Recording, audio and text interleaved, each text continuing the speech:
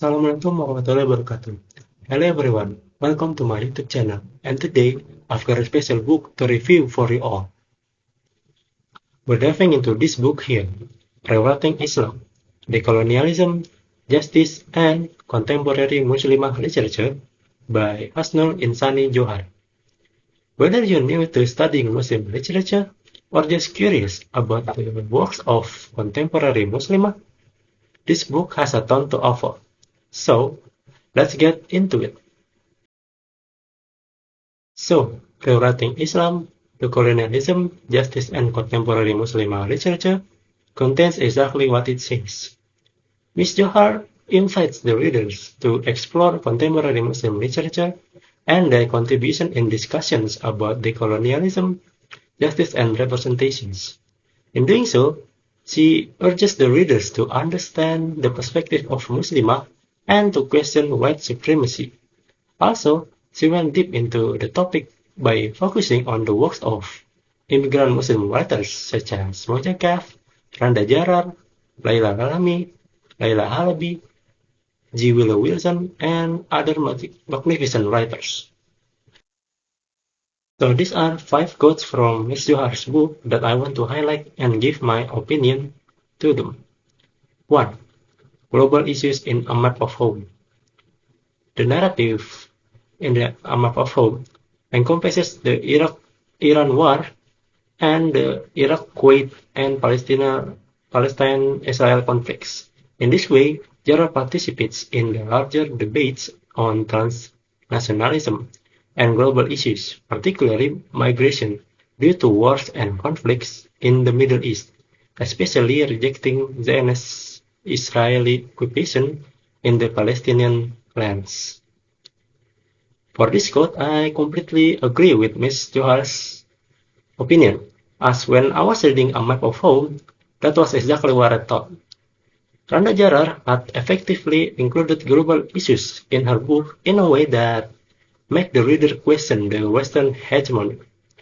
Additionally, by pointing out real-life issues from books like this, we can spark a debate about the current important issues, especially the current conflict that was equivalent to our brothers and sisters in Palestine that are still suffering to this day.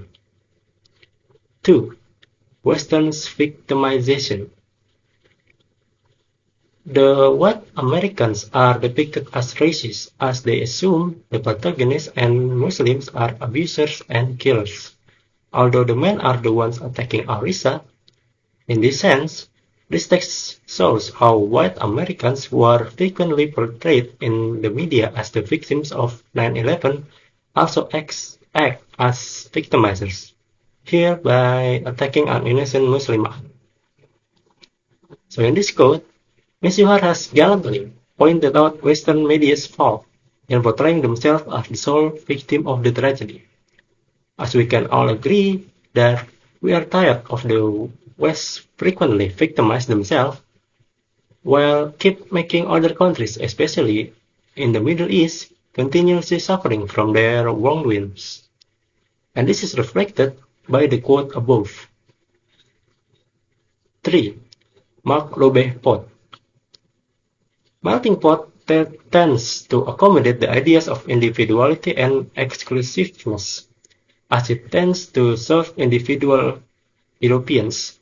In contrast, the Macrobeh pot tends to serve family bonding, belonging, and rejecting racism, and US neo-imperialism in Muslim countries.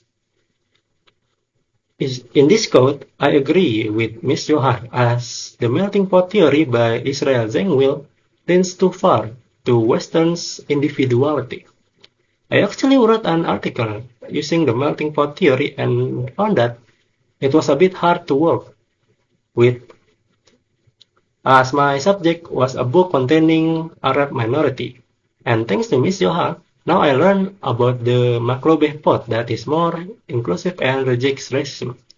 So I will take note of using it for the next time I write a similar article. 4. Arabs marginalizing. Indeed, the comfort here questioned US supremacy and the culture of the Arabs, who found Persian artifacts and wrote them in Arabic. to promote Arab culture rather than Persian traditions and language, which have mainly pertained to Iranians and the Middle East. In this position, Wilson's novel promotes social justice for marginalized groups to test the status quo of powerful states and cultures. So I agree with Miss Johar's opinion in this quote, as Wilson realized that the Arabs who wrote the Persian artifacts in Arabic are as guilty as the West in marginalizing minorities. And this has realized me that even marginalized groups like Arabs can marginalize people. So not only the West can do that. 5. Lowercase letters. So this is not about a specific quote, but I want to highlight that Miss Johar always write Western countries in lowercase letters, just like the word Israel and Zionist here. I disagree with this style of writing because this does not equalize the positions of the West in discussions.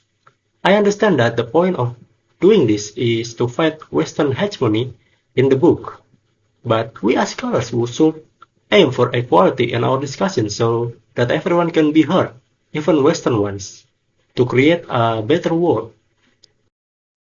And now we move to the conclusion.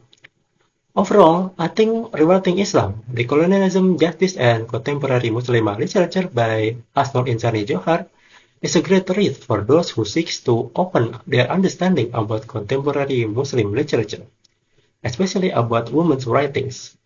Ms. Johar does an amazing job of analyzing its book in a way that is both comprehensive and a professional way. If you're looking for an introduction in Muslim literature and their intricacy, then this book is definitely worth your time. And I guess that's all from me about this book. Thank you for watching until the end. And wassalamualaikum warahmatullahi wabarakatuh.